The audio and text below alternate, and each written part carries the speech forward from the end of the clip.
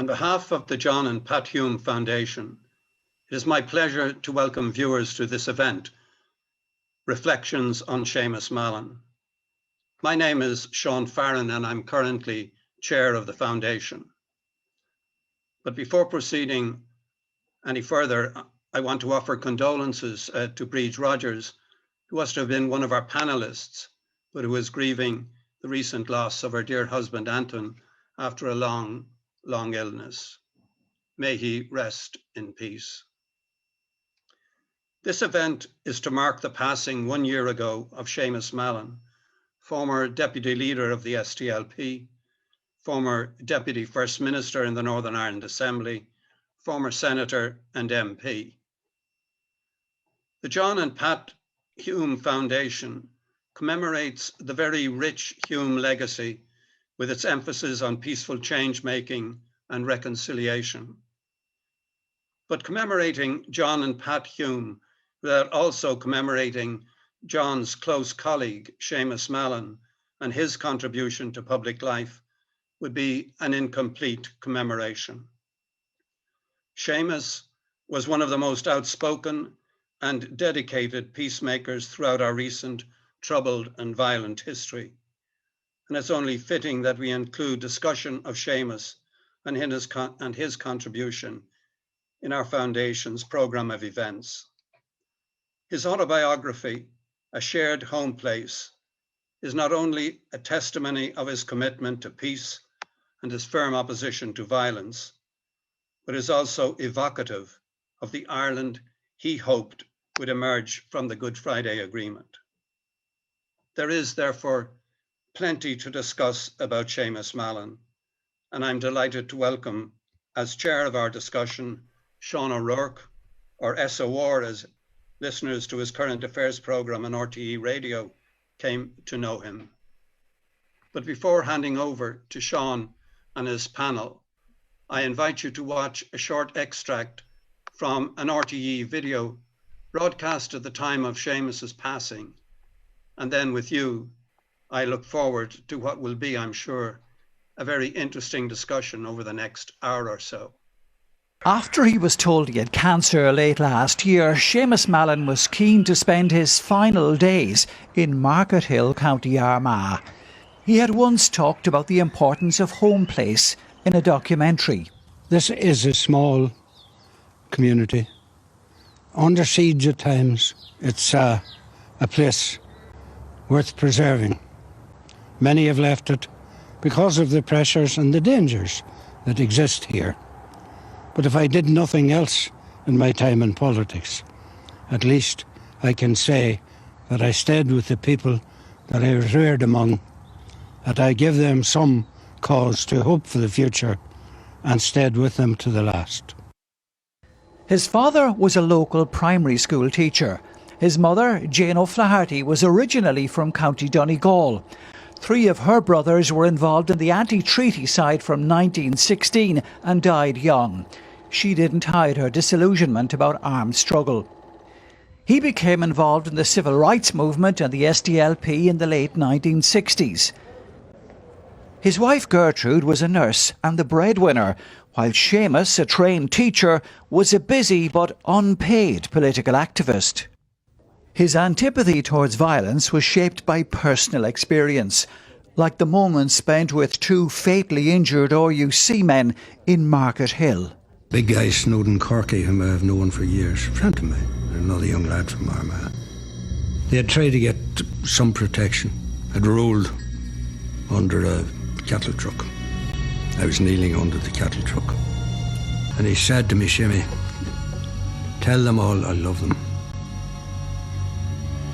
Went to both their funerals. And it's not hard to realise how damaged the psyche of the unionist community was. He thought the Sunningdale Agreement offered Northern Ireland a way out of conflict and was crestfallen when the Brian Faulkner-led power-sharing administration collapsed in 1974. He would call the Good Friday Agreement that followed 24 years later the Sunningdale for slow learners. In 1986, he won the Newry and Armagh Westminster seat from the Ulster Unionist MP Jim Nicholson. He would hold it until his retirement in 2005. Seamus Mallon. Never again will people representing the nationalist community come in the tradesman's entrance. As the SDLP spokesperson on security, he was fearless in confronting violence from every quarter, the state included. Seamus was not afraid to speak out against everyone who was doing wrong. And he was fearless, and he lived in a very difficult area. He lived in the heart of a loyalist area, really, of a unionist area. He never moved out of it. He never thought of moving out of it. But he was a straight talker. He said what he knew to be right, and he never flinched. He knew the 1990s talks undertaken by SDLP leader John Hume with Sinn Féin's Gerry Adams were important, but he worried that his party would pay a high price. We handed the baton on to them in many ways, as it turned out. It was a big sacrifice to make and not be reciprocated. After the Good Friday Agreement, as Deputy First Minister, he led a power-sharing administration with First Minister David Trimble. There was, to begin with, quite a bit of tension between unionists and nationalists, but as we got further into the detail of it, that changed. And we developed a relationship, developed a good relationship. There was times where we didn't agree, but that's natural in politics. And as I said, Seamus had not much time for people who weren't prepared to put the effort in, who weren't prepared to make progress. Significant periods of his retirement were spent with his wife Gertrude until her death in 2016. 2018 was a golden year for him. He attended a Queen's University event to mark the 20th anniversary of the Good Friday Agreement. He was given the freedom of Drogheda. With journalist Andy Pollock and former diplomat Tim O'Connor, he worked on what would be a very successful autobiography. He spoke at a rally supporting a second presidential term for Michael D. Higgins. At an event in Dublin to honour all the victims of the Troubles, he showed his optimism still burned bright. We have got an agreement, the Good Friday Agreement. Some people say it has been damaged, that it's finished. It's not. It hasn't yet really begun. And I would make a plea that we all, instead of talking about an end to it, that we look upon it as a new beginning. Seamus Mallon did indeed live to see a revival of the SDLP and the middle ground. In his final days, when the new generation of SDLP leaders went to see him, he gave them his views. They had the good sense to take notes. And that obituary was compiled by RT's Northern editor, Tommy Gorman. And to borrow a phrase from the newly installed President of the United States, Seamus Mallon, he kept the faith through dreadful times leading on to good times. And as was mentioned there by Tommy and indeed by Sean, he wrote that book, A Shared Home Place, his memoir, and it contains not just some fantastic reminiscences and reconstructions of some turbulent times, but also setting out his views on how things should develop into the future. And we'll talk about that a little later. More, as I say, than a memoir, putting forward the idea of parallel consent as the way to conduct and to put into effect any referendum about Irish unity. I'm delighted to say that our participants this evening include Seamus Mallon's daughter, Orla, whom, as it happens, I first met when I was covering for the Irish Press in 1986, those by-elections which led to Seamus's election as an MP, and that was going to keep him there for, I think, 2 decades. Also with us is the man who was identified as having a great political future ahead of him when he was still, I think, the young Lochinvar, to use Seamus's description, Enda Kenny, who became Taoiseach in 2011. And also with us, Lord Trimble, who, as we saw there in Tommy's obituary, worked very closely with Seamus in the power-sharing executive established under the Good Friday Agreement. Now, of course, a Conservative member of the House of Lords at Westminster. And finally, Tim O'Connor, at whose instigation, and Seamus said that that book would not have been published without Tim. It was co-written with Andy Pollock, formerly of the Irish Times. But Tim was the instigator, a retired diplomat who spent many years working with Seamus before and after the Anglo-Irish Agreement, finishing up his career as Secretary General to President Mary McAleese at Áras an Uachtaráin, and also is the current Irish government representatives on the Independent Reporting Commission on Paramilitarism. So we're looking forward to a very interesting hour of reminiscence and perhaps some insights as well. Orla, I think it's only right that I should start with yourself. Growing up with your dad and your mum Gertrude in Market Hill, were you conscious growing up that you were somehow different? You were not just a daughter of Seamus Mallon, a local teacher, but he was a politician. He was somebody who mattered in the community. Very, very much so, Sean. Something probably I shied away from for quite a while, particularly during teenage years. But yeah, I was always Seamus Mallon's daughter first and foremost, rather than simply Orla. But that, in the fullness of time, came to be a very good thing and something I'm tremendously proud of. And he talks or writes from time to time in the book about the difficulties that you endured and encountered being his daughter, living in a mainly loyalist unionist village at a time which was very dangerous on occasions. Your family was subjected to death threats. I mean, how normal a childhood could you have had? I think at the time I didn't appreciate that it wasn't normal. You go through it and you live it, and it's only looking back now you think otherwise. I suppose from early on, the dad tells a story in the book about a particular incident when I was maybe 6 or 7, and I'd gone to a playground.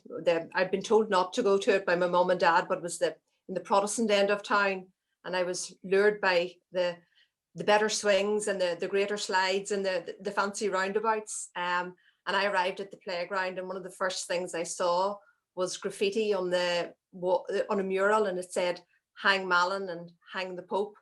So I was greatly upset and thought an executioner was following me. So I pedaled home as fast as I could and managed to get home, and I blurted the story out to Dad. And Dad just replied to me. He says, like, he comforted me, but then he said, "Listen, love," he says, "I'm in good company, don't worry."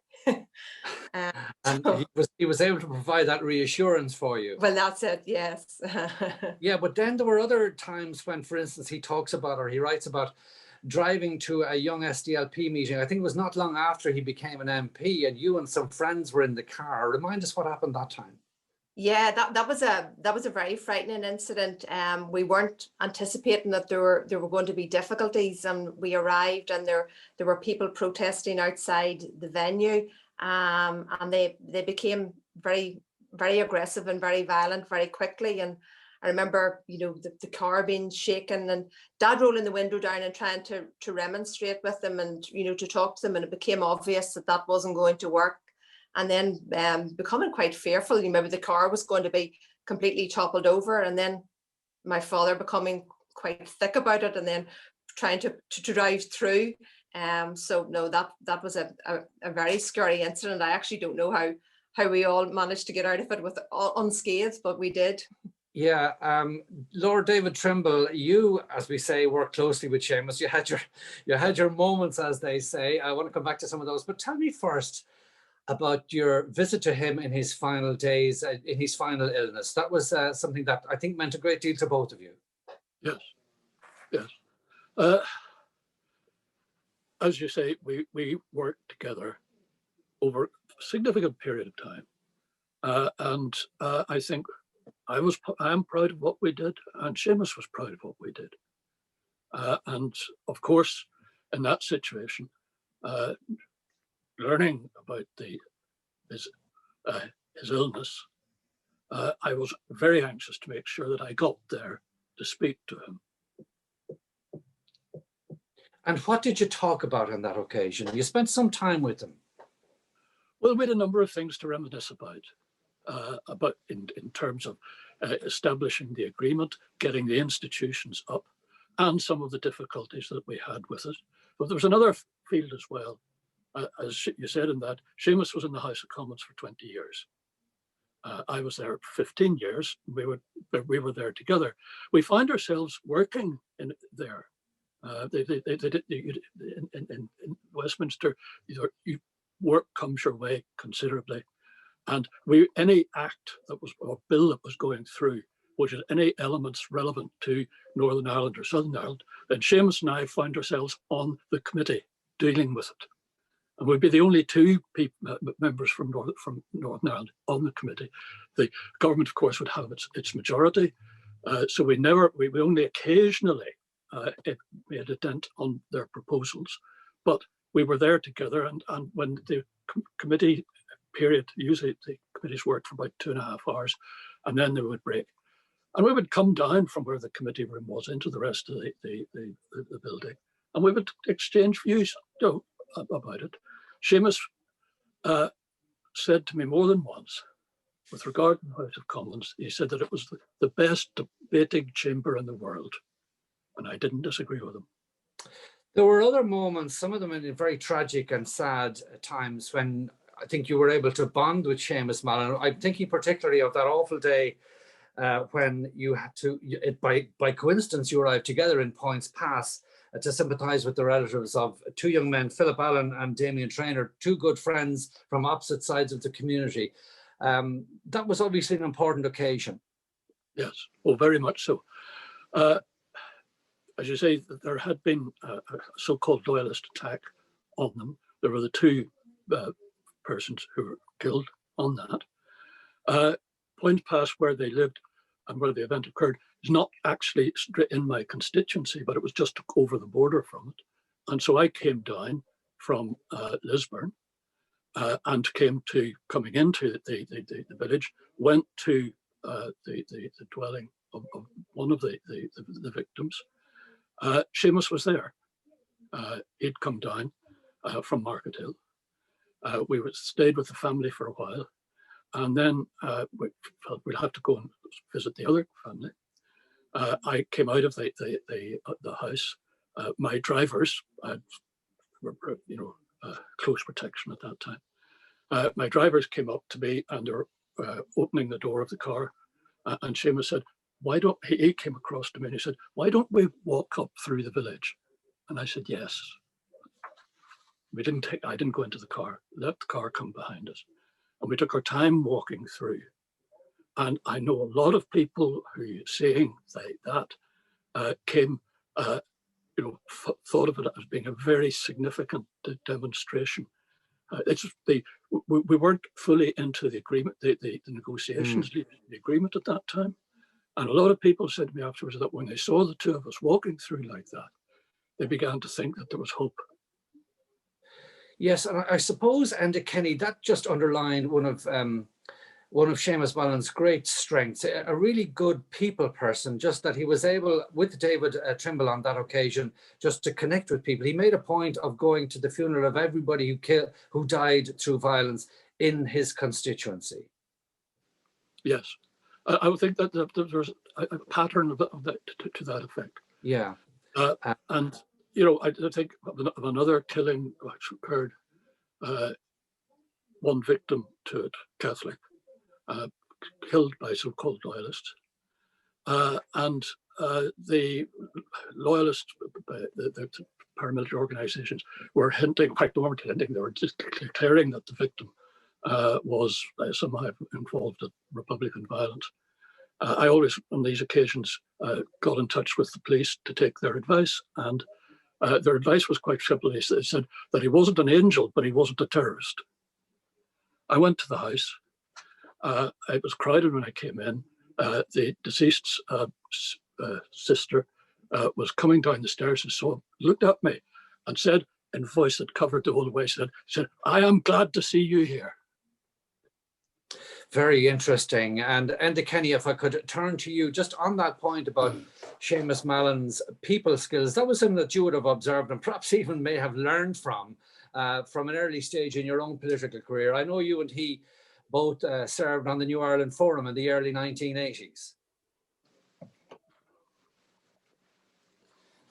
That's true, Sean. After the SDLP was formed and all of the difficulties in Northern Ireland, people in the Republic began to see the events on television and to hear the names that were mentioned. Obviously, the founders of the SDLP were very much up there.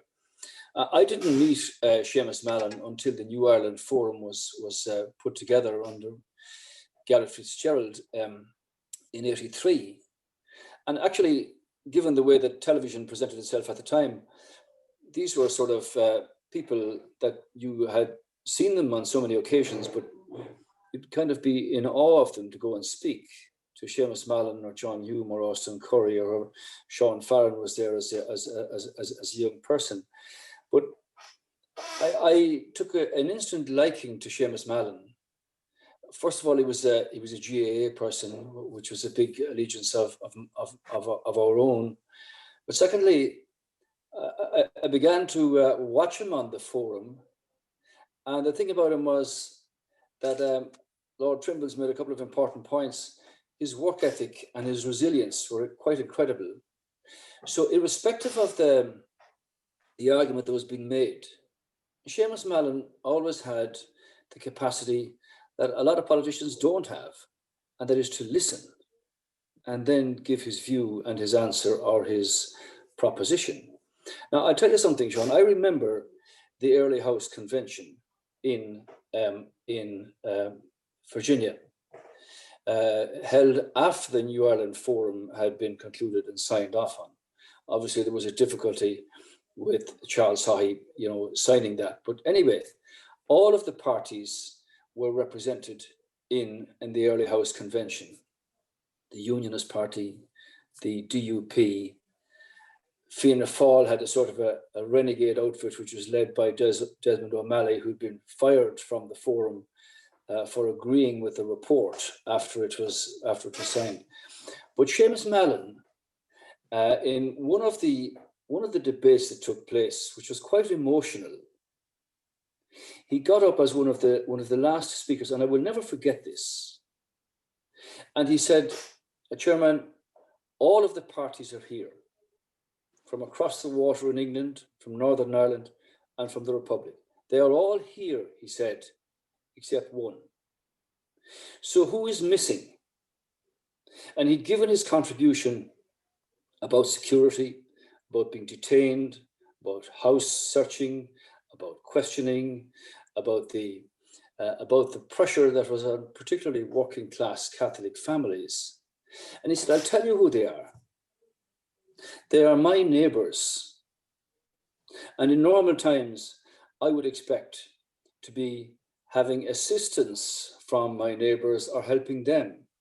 But given the circumstances, that is not the case. And isn't that more important now than ever? And hasn't Lord Trimble just made the point that in serving in the House of Commons, he for 15 or 16, Seamus for 20, that on issues about Northern Ireland or about any of the constituencies or the people of Northern Ireland, wasn't it a shared place that they were talking about when they were down in the debating chamber? Might be from different political perspectives, might have had differences of opinion, but it was about their people. And the understanding of the people was something that Seamus Mallon brought through his teaching years and employed that in politics. Actually, when I went up to his funeral, the parking place that I was assigned to was behind the school where he taught. Actually, as one who taught myself, I could have a sense of his spirit being in the place. So he taught me the importance of listening, the importance of evaluating what is being said and not being afraid to say your piece. And one final comment on that. He also taught me that language means something and that words can mean different things to different people. And I recall in one of the contributions, brief though they were, that I would have made an Early House convention or conference down in the west of Ireland. People might have a disagreement and they might say, well, that's fine. You have your point of view and I have mine. And Seamus Mallon said, it's not fine. it is not fine. You must be very clear in trying to understand the mentality of people who have a different opinion than you and to which they are perfectly entitled. And that was a lesson, Sean, that Seamus Mallon taught me personally, and that I always carried with me, irrespective of what the divide was, of what the argument was, what the difference of opinion was. They're entitled to their view. And if you can narrow the ground between the two, you can make progress. Consensus, in Seamus Mallon's view, was never a sign of weakness, but rather a sign of strength. And I think it's true to say, Tim O'Connor, that he was the last man that anybody would take for granted. You worked with him obviously as a diplomat, but I was quite struck rereading, for instance, your colleague Taoiseach Kelly, subsequently Irish ambassador to London. He wrote a tribute to Seamus Mallon in the Irish Times supplement when Seamus died, and he talked about how Seamus had recalled in his memoir how when he, who was seen as a united Ireland, or somebody who wanted that front and centre in terms of the long-term objective of the forum, when they eventually got around to negotiating the Anglo-Irish agreement, he judged that it was worth supporting, and he said there was a sigh of relief around the table. And Taoiseach Kelly wrote, "That is, to put it mildly, given the sense in Dublin that without his support, the agreement would fail to garner the level of nationalist support in Northern Ireland needed to sustain it." Good evening, Sean, and good evening, everybody. And thank you very much for having me on. I suppose the first thing to say, by the way, just want to thank the Hume Foundation for hosting us this evening, and also to join with Sean Farren in our condolences to Briege Rogers on the passing of her husband, and Antoine. And also delighted to join with Lord Trimble and Enda and Orla, of course. And may I say, Sean, good to have yourself back behind a microphone where you belong. Really appreciate that. Okay, passing on briefly. Okay, yeah, no, I mean that. I think that, look, I'm at a stage of life as well now, to be honest with you. I don't need to be here tonight out of any sense of duty. I'm here tonight with the others because it's a privilege. It's a privilege to have known Seamus Mallon and to have been his friend. And he is one of the most remarkable human beings I have ever encountered in my life. He remains deeply personal and precious to me. We're all professionals living our lives, and we all go out every day to do the best we can in our jobs, whatever they may be. And then every now and again in your professional life, you come across somebody of the quality of Seamus Mallon. And I just want to say briefly, personally, I first encountered him when I was a young fella in the Department of Foreign Affairs, just making my way. And I was a backroom guy, frankly, you know, a junior clerk, you could say. And I happened to come into contact with Seamus, who at that stage was in his journey in the House of Commons, had just started in the House of Commons. This was the late 1980s. And I loved what Lord Trimble just said there about how they worked together, because David is absolutely right. Seamus loved the Commons. But already at this stage in the late 80s, he was a rising star, already a big star. But he was prepared to put the hand out, reach the hand out to a young fella and like myself, and just relate.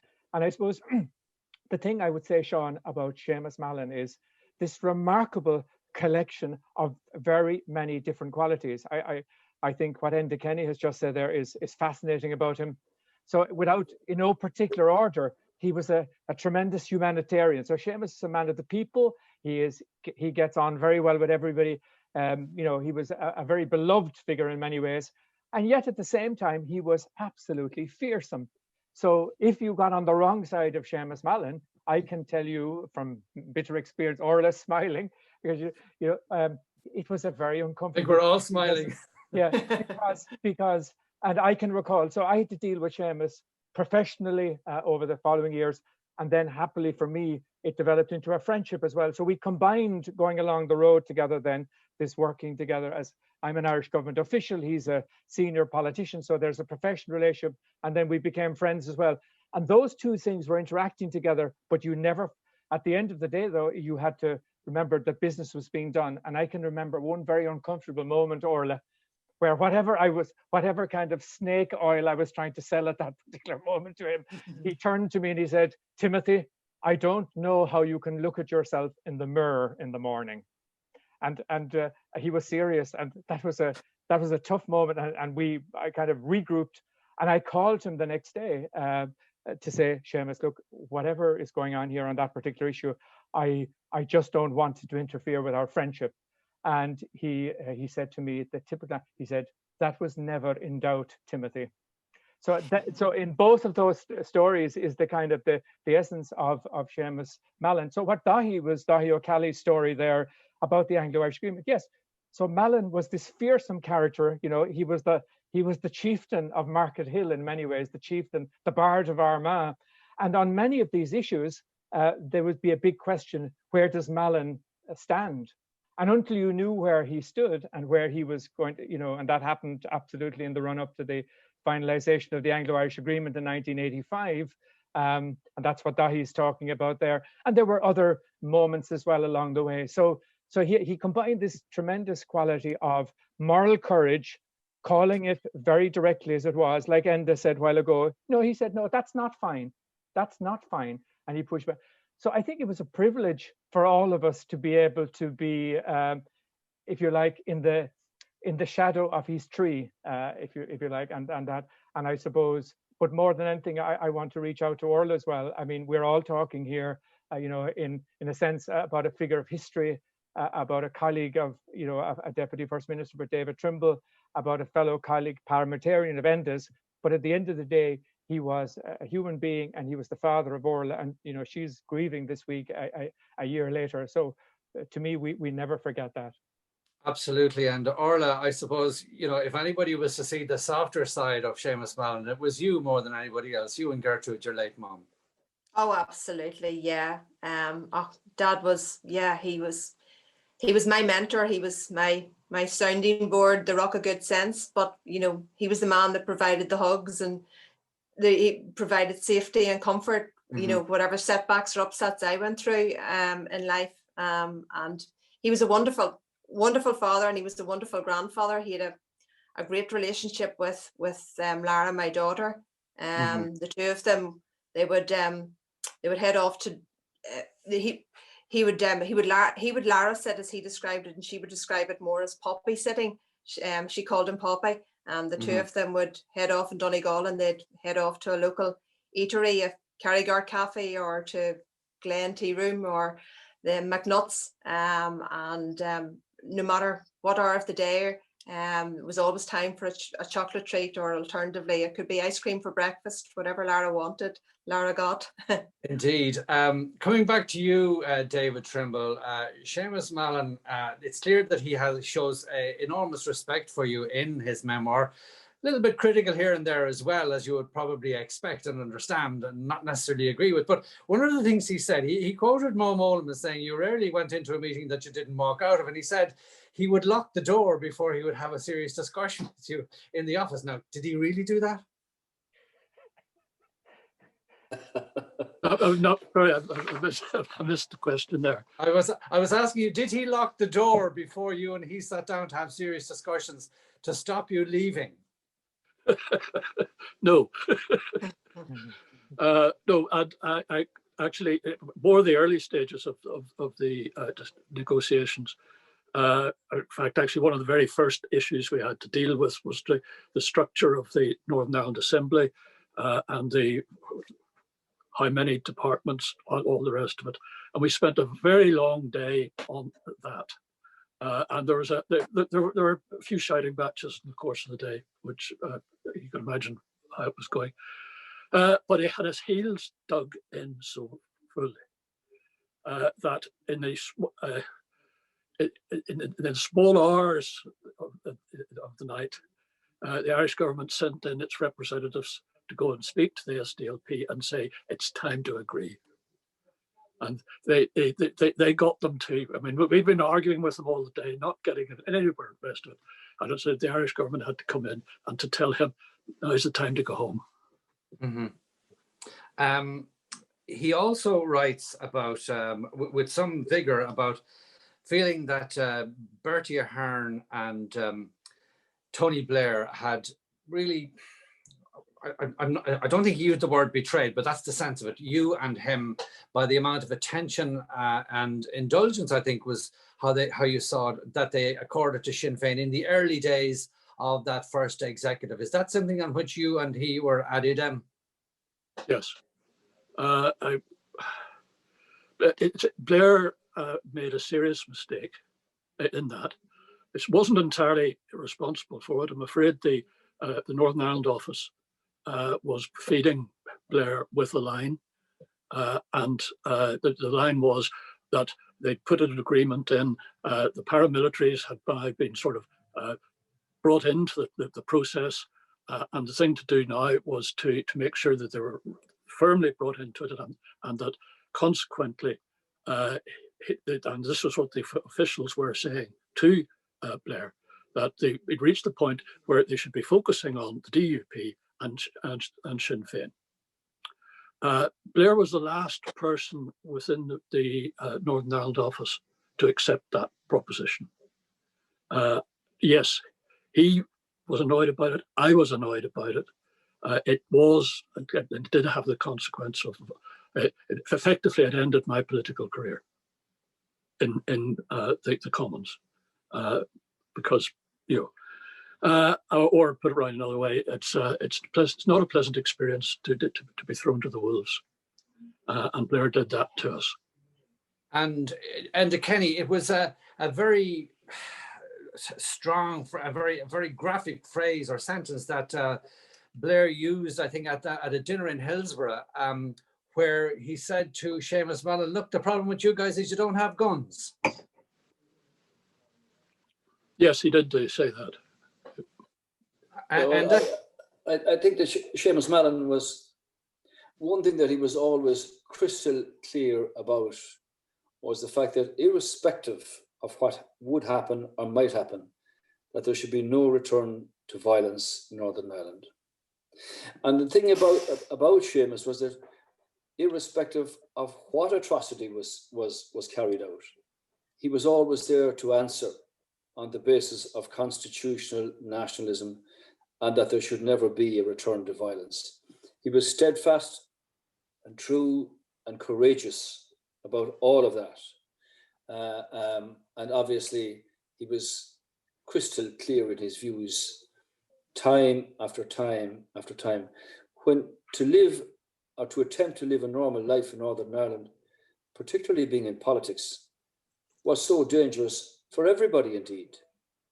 And when you think of the way that it was and what has been achieved through Good Friday or the Belfast Agreement, as some people call it, or Western Park or whatever, that it moves on to a point where there is a shared space, but there is that need that Mallon always exemplified of trying to understand the other point of view and accommodate where that was possible. I want to come on to that in a few minutes, particularly in regard to Seamus Mallon's proposal for parallel consent in the context of any referendum about Irish unity. But before I do, Tim O'Connor, just on that point where Seamus Mallon is criticising Blair for taking himself and David Trimble for granted. He said, "Sympathetic officials I knew now admit this meant the Irish government took the Ulster Unionists and the SDLP too much for granted, even though they were the largest parties at that stage. And this contributed to our electoral decline as the governments gave more and more credence to the hardline parties. But they still feel this was the price they had to pay to keep the fragile peace process going." I mean, was that the real politique of it? Yeah, thanks, Sean, for that nice, easy question. Yeah, I think there is no doubt that there was a major kind of grappling going on with shall we say, during that whole period, with tensions between, if you like, the realities of what we call the middle ground, and then bringing others in from outside. And that was a tension that Seamus himself also felt, because look, I would say to you that the crowning achievement of Seamus's life was the Good Friday Agreement, and it was something he was really proud of with David Trimble. You know, his partner so much in that, and John Hume as well, as in front of the Hume Foundation to make that. So, I suppose the reality was the Seamus holding on to that and holding on to the principles of that, which are, as has been said already, you know, equality, parity of esteem, accommodation of difference between the two, and at the same time bringing in others then, who had been involved in armed struggle into that overall accommodation, was always a tension there. And the tension was around what price do you pay in order to achieve that. And I think Seamus himself was conflicted on the one. After all, as Orla has been graphically describing, he lived there in County Armagh under pressure from all sides, and some of the canvassing he describes in the book in Republican areas would have been very, very challenging. He would have been, he was under a lot of pressure, including physically at times as well. But in that, in some of those communities, and at the same time, so he was grappling with that himself, and I think that was a tension that was there, and frankly, that was a tension I felt myself sometimes in these presences as an Irish government official. Where exactly is the balance then to be drawn between trying to keep this moving forward and what is the price you pay, and at what point and at what moment does the price become too much? And he was certainly of the view that too high a price is now being paid in terms of the requirements of democracy, and they were always, and I suppose from a government perspective and from a Taoiseach and a Prime Minister perspective, you're trying to keep the agreement on track. It's touch and go. It's very, very difficult. There are lots of tensions on both sides, and David was grappling with tensions within his community as well. And then the same was happening. There was a battle, in a sense, going on for the soul of the nationalist community as well, between Sinn Féin and the SDLP. And Seamus was caught in the middle of all of that. And there's one other thing to say about Seamus as well,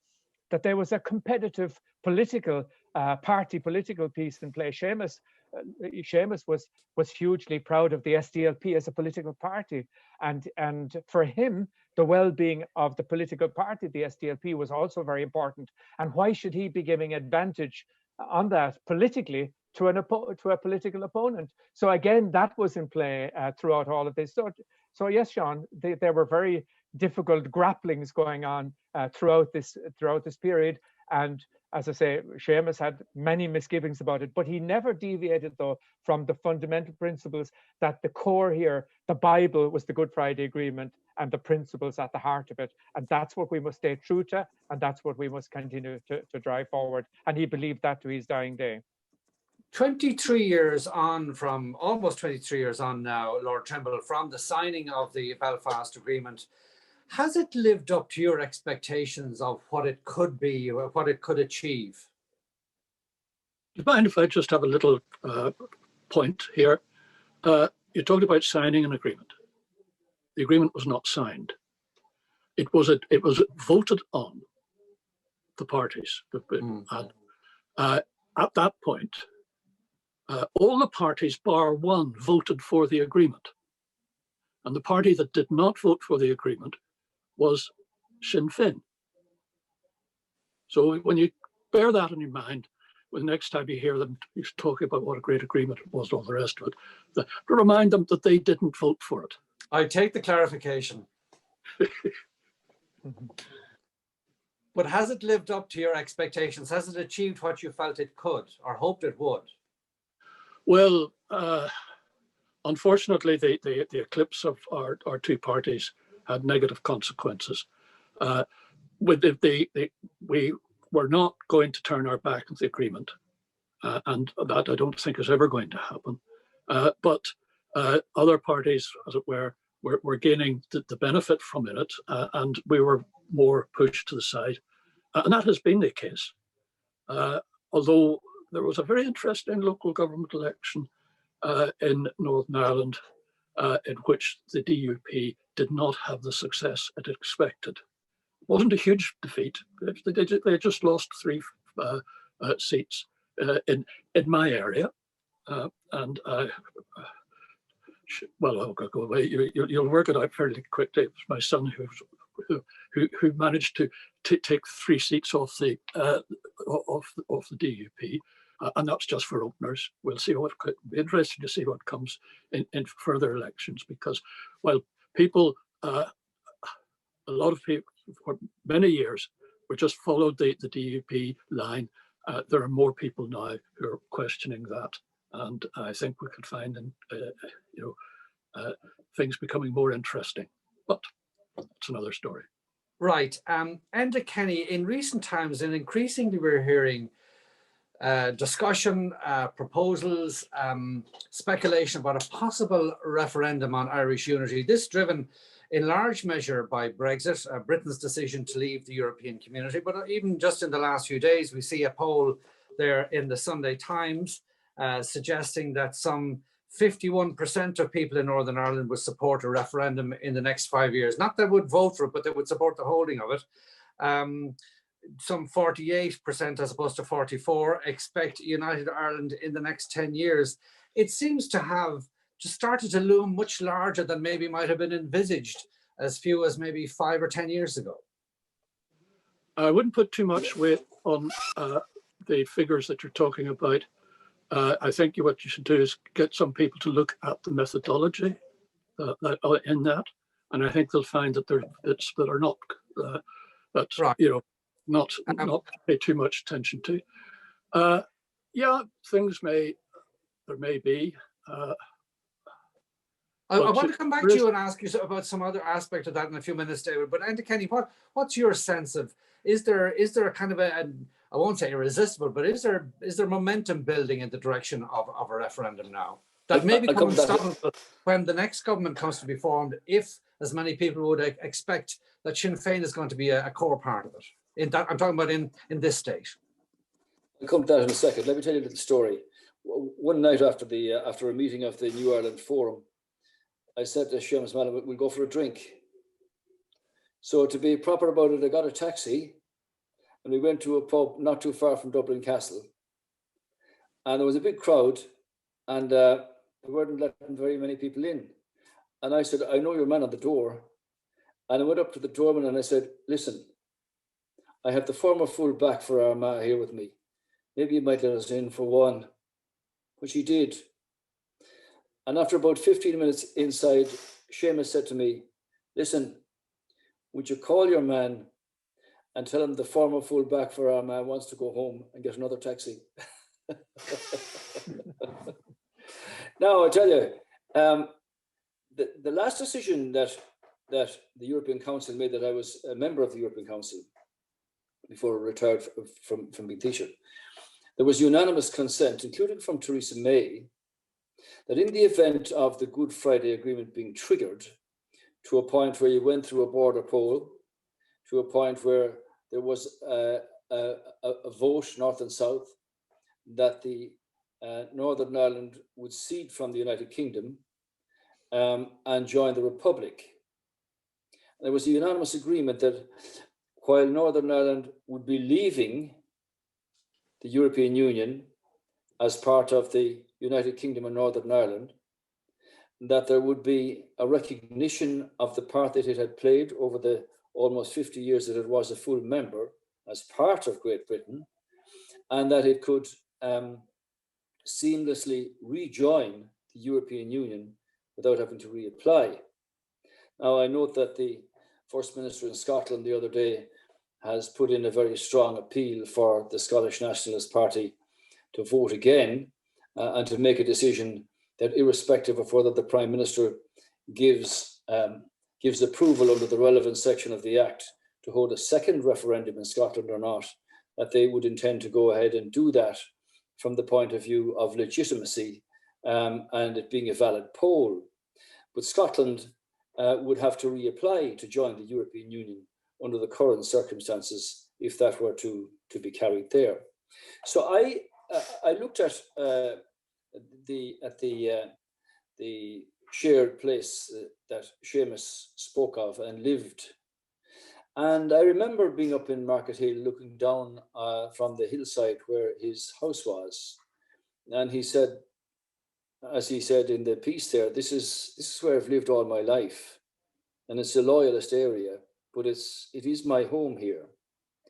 So I agree with his view as expressed that trying to reverse the position by having some kind of facile border poll is meaningless, in that if the attempt is to have a poll just to reverse the position and have the next 50 or 100 years the reverse of what happened before, that is not the sharing of a place, and that is not showing the resilience and the work to be put in to understand everybody's point of view as to how you should live in safety with freedom and respect and dignity and all of these things that should apply where people can live together. And he spoke very strongly of a confederal system and all of that. So I think, I obviously when I had the privilege of being Taoiseach myself, as I made the point, there isn't any point in having, just to say we'll have a referendum, we'll have a border poll and see what that shows. Because either way, a great deal of work and thought would have to go into the process that might follow that.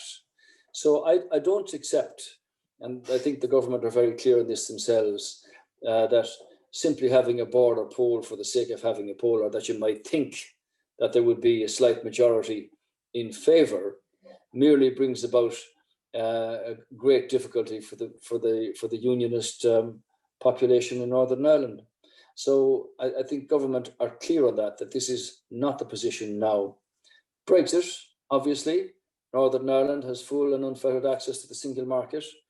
There are some customs on the Irish Sea.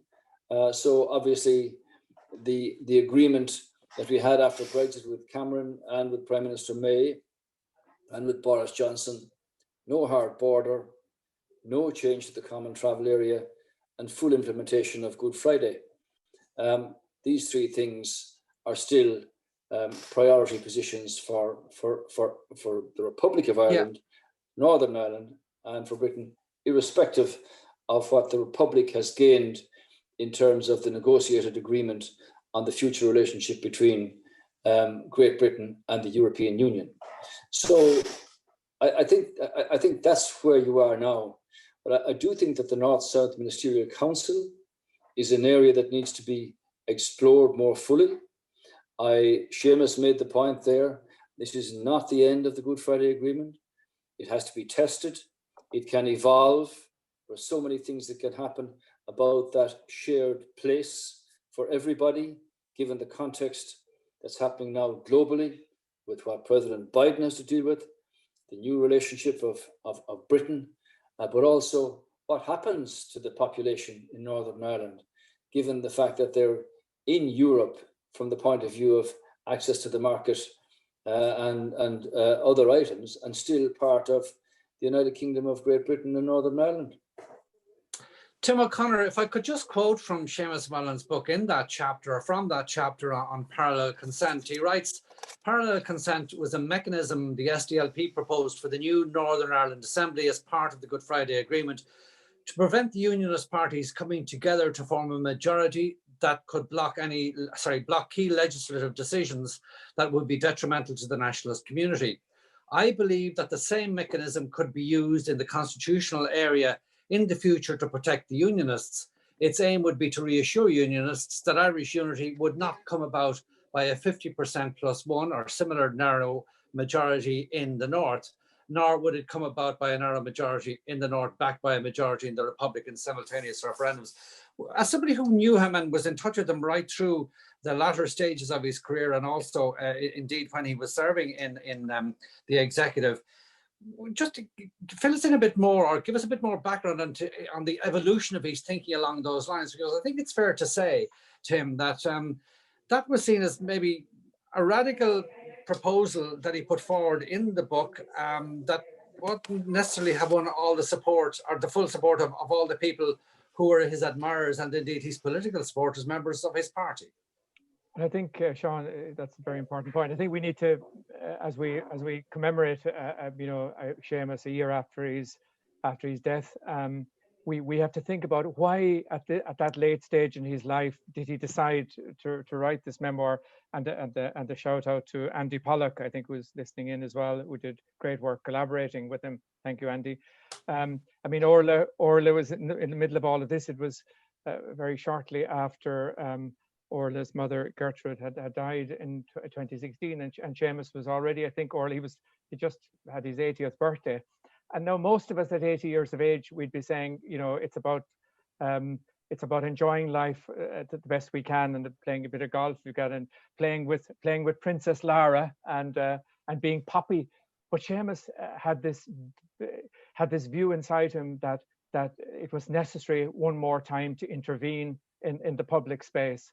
because he was observing what was happening. So I think we need to remember the context in which he wrote this book, starting at that age, because he believed that with the evolution that had happened over the previous 20 years, and what we're talking about now, Brexit and all of that, he came to the view, a very difficult view. And let's be very clear, Seamus is a United Irelander to the core. He was often, the tagline was Seamus, the head of the green wing of the SDLP, and so on. But he kind of came to the view at this late stage in his life that the provision of a border poll at 50% plus one, which is in his beloved Good Friday Agreement, mightn't give us the kind of Ireland that we want, future Ireland that he wanted to see, that he passionately believed in, as both David Trimble and Enda Kenny have pointed out to us.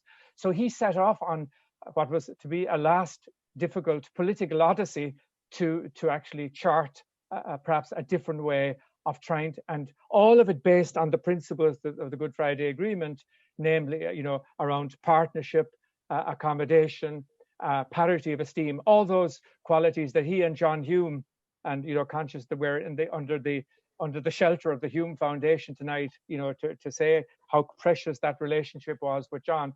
And so Sean, this was a very difficult decision for him to say that he had to come to this view, and then he began to think about it and began to sketch out some possibilities. And yes, to be blunt, you're right. The views that he has captured in shared home place are not popular in some quarters, and there has been opposition to it. And he knew that. He wrote that directly in the book itself. He said, "I know that at this late stage in my life," he wrote, "I am putting a very difficult challenge out there, to the nationalist community."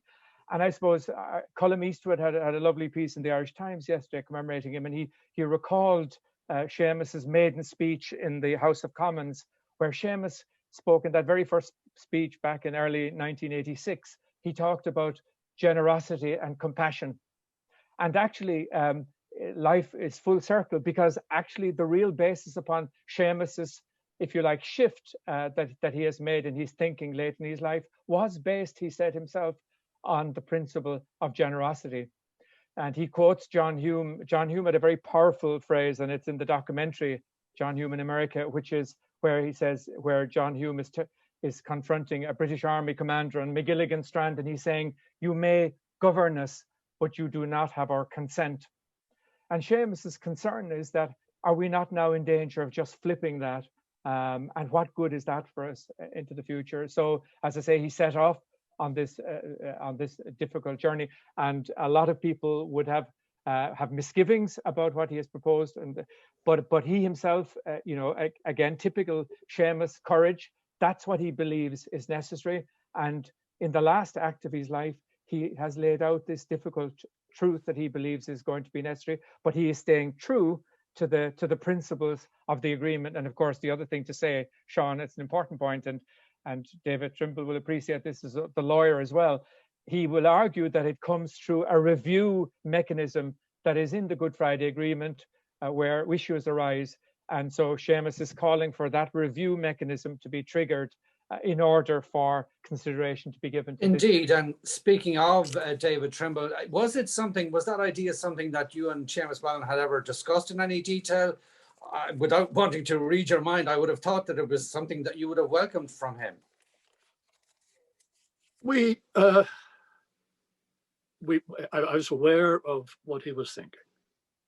I couldn't see how what he was thinking of doing would not be welcome in some quarters. And it might be, from a unionist point of view, something that one would be attracted to. But I didn't want to say something that would make its political life difficult in other areas, that it wasn't necessary for me to wade into this issue. I have to say, my own view of the matter is that if there was a referendum, you might be surprised by the result. There was once a referendum, effectively a referendum on the border in 1924, and the nationalist vote collapsed. And there was an overwhelmingly vote overwhelming vote to remain in the United Kingdom. You won't find this in the history books, what happened. Well, I remember interviewing the Reverend Dennis Fall many years ago, and he suggested something along those lines, but that was a long time ago now. But if you look at what's been happening, David Trimble, since the Brexit vote and up into the current times we're in, I'd imagine you're looking at the situation there in Scotland and that strong pressure for another referendum there. Now, if that were to take place, if it were to be carried, the question then would be asked, I suppose, would Northern Ireland be next? I mean, how do you see things unfolding? Well, let's just sort of you have to read carefully what the leader of the Scottish National Party says. And her recent statements, she didn't actually call for a referendum. A lot of words were said, a lot of things were done about it, but she didn't actually say, we want to have a referendum. Some of her supporters may do and all the rest of it, but and you go back over the way, she says a lot, but she doesn't actually come down to the actual, real issues involved in it. Bear in mind, the referendum that the Scots did have, they lost largely on economic grounds, but those grounds now are so much stronger than before. And in that campaign for the referendum in Scotland beforehand, they hadn't got round to discussing what they're going to do with the border with England. And that's going to be the killer for any vote in that direction. I don't think the SNP are actually going to get a second referendum because they don't, in their hearts, they don't want it. And that's why you find she says an awful lot, but you could look for anything precise in it, and it's not there. There's one other little thing, if I can throw it in, when you're talking about Brexit and all that. We did say to the government many times over the last year or two that with regard to the problems that there are with regard to Northern Ireland, the rest of Ireland and the European Union, all the rest of it, we said to them, you should be using the mechanisms of the Good Friday Agreement to sort out these issues. And I think that is still something that would be worth doing. But just looking at, say, for instance, an observation, now I didn't read the full article, I just saw a quote from him, George Osborne, the former Chancellor in David Cameron, talked about Northern Ireland heading for the exit door, this presumably in his capacity as editor of the Standard, the Evening Standard there. But I'm wondering, and then to borrow one of your own phrases, would it be true to say that Westminster is becoming something of a cold house for unionists, except where their votes are needed? No, I don't think that's a problem at all. George Osborne is a sorry case. A very sorry case. He's never able to. I think he was completely shocked by the speed with which he was dropped. As soon as the referendum was over, it was obvious he was going to be. The party of the day was going to dump him because, well, it's a long story. He was really his approach to the referendum was such that it destroyed his career, and he's tried and get back, and all he's doing now is shouting from the corner. So you don't, or clearly you don't accept his contention that Northern Ireland is heading for the exit door. Yeah, of course not. Of course not. Look, one thing that there's, look at the Northern Ireland Life and Times survey. An annual basis for it, and you can look at that over the years and to the views that are expressed, and they're a lot more accurate than some of the things you've seen in the papers recently. Enda Kenny, to come back to you, Enda Kenny, former Taoiseach, do you think in the event of a referendum, say in the next 5 to 7 years on Irish unity, do you think it would be carried in this jurisdiction? Well, we're here to talk about reflections on Seamus Mallon, and I don't speak for the government, obviously, and I haven't been briefed for them in respect of their views on this. But I agree with David Trimble when he says that you should test the agreement to its limits. Now, when you had a situation where where you didn't have a functioning north-south ministerial dialogue, you could see things beginning to drift. And from my experience of having those meetings, whatever the issue that was a source of contention or division or concern or anxiety or whatever, there was always a place either at the formal table of the North-South Ministerial or besides to deal with many of these matters. And if an issue arises that the Good Friday Agreement is not capable of dealing with, well, then that's a matter for evolving an agreement. So I think that in the first instance, what Seamus Mallon said was that we have this agreement. It has brought about peace, relative peace in Northern Ireland for all of these years, given where he was and that so many others were during the phony war that was waged by the IRA. I mean, we should never forget that. That's what it was about understanding, about coming together, about working together, about providing a sense of peace and stability that you've had in Northern Ireland. The economics are going to change with the changed Brexit position.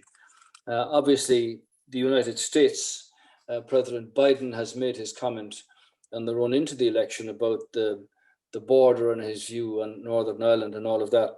So I mean, I think that the Good Friday Agreement is there for a purpose. It has served a purpose. It has been responsible for people being able to talk who weren't talking before. It has made possible support from the Republic for issues in Northern Ireland in an economic sense, even when we didn't have money. And you have shared facilities and will have shared facilities, north and south, for the peoples of Northern Ireland and the Republic in the time ahead. So I don't want to get into the business of will there be a referendum inside 8 or 10 years.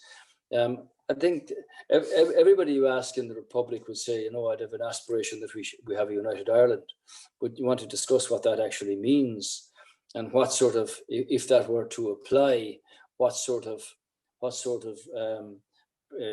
makeup and formation of government would be. Voting systems, education, law, all of these things. So it's not for me now to get into that, but to say that Seamus Mallon, and I spoke to him about this in his own house and went in to see his wife, Gertrude, who was in the room on the right-hand side. And it was a trying time for Seamus in that sense, because it was a full-time being there with her in her challenge. But he would say, be very careful here in the way you proceed, because if you make the wrong move on something like this, you might get something that you really don't want to happen. You've got a fragile piece that is held together now for all of these years. There's an agreement that nurtures that, and I think it's for imagination and creativity on the political process to make that work further in the shared space or the shared place that Seamus Mallon always spoke about. Time will bring about its own conclusion in terms of a border poll, or if and when or what circumstances you have it. But like that time ahead is certainly undetermined now. We have many challenges that the country faces, north and south. Get on with those and show we can work with each other and for each other in the sense of the shared island that we occupy. The constitutional and the political issues will take their own place in their own time. And to come back, we're coming to the end of this conversation now. To come back to you, Orla, Seamus was your much admired and much loved dad to you, and also your poppy to your daughter, Lara. What kind of things have people been saying to you in the years since his passing by way of appreciation or acknowledgement of his contribution? I think Sean, everyone has been so fulsome, and I'm not going to try to sum up all the good things that everyone has said, but I think the number of people, and what struck me most during Dad's wake which we were privileged, as it transpires now, to have had, were the number of just ordinary people who said, your dad did me a small favour, and that was the reason that they were there. And they're from all walks of life. And what Dad's very good friend Peter Makem did said a quote, and I think it summed up Dad very nicely. He said, no one was inferior or superior in Seamus's eyes, and that's exactly how Dad was, and that's exactly how he treated people. And I think that's why people respected and admired him so much. I suppose we could call him or describe him as an extraordinary, ordinary man. I mean, he was very much admired, for instance, for his sheer ordinariness, as I know from seeing it at close quarters, for instance, in his beloved County Donegal at Rosapenna. Oh, absolutely. That's so true. And I think it was very fitting that his last public engagement was held up in Donegal. He had a book signing and a conversation with Enda McClafferty, the BBC Northern Ireland political editor, held the conversation. And one of his last questions to Dad was, and it turned out to be very poignant. He said, what makes this place so special to you? And Dad's answer to that was, it's a sense of community, the warmth of the community. That's what makes it unique. And the community was so important to Dad, the community of Mullabrack, the community up in Donegal, and the ordinary people. That's what made Dad tick, and that's what revolved. He enjoyed the conversation with someone down in the pub as much as he enjoyed the conversation with the great and the good. So, and I think that's why people loved him. Well, look, Orla, you've had the last word, and thank you for that, those fine words of tribute to your dad. And we've barely scratched the surface. It's been an absolute privilege and an honour for me to have chaired this conversation. My thanks to Enda Kenny, to David Trimble, to Tim O'Connor, and yourself, Orla. And I'm going to hand us back now to Sean Farren, Chair of the Hume Foundation, to close the proceedings. Sean. Thanks very much indeed, Sean. There's very little for me to add, except my thanks to our panelists, to Orla, to David, to Enda and Tim, for their very interesting and indeed very insightful contributions to what has been a very fascinating discussion. And I think we'll all agree that there is much, much more that can be said about Seamus Mallon and his contribution to politics, and about Seamus Mallon, the man of the people. And no doubt in the foundation, we'll return to give further consideration to him in the not too distant future. I want to thank you, Sean, for your excellent chairing of the discussion.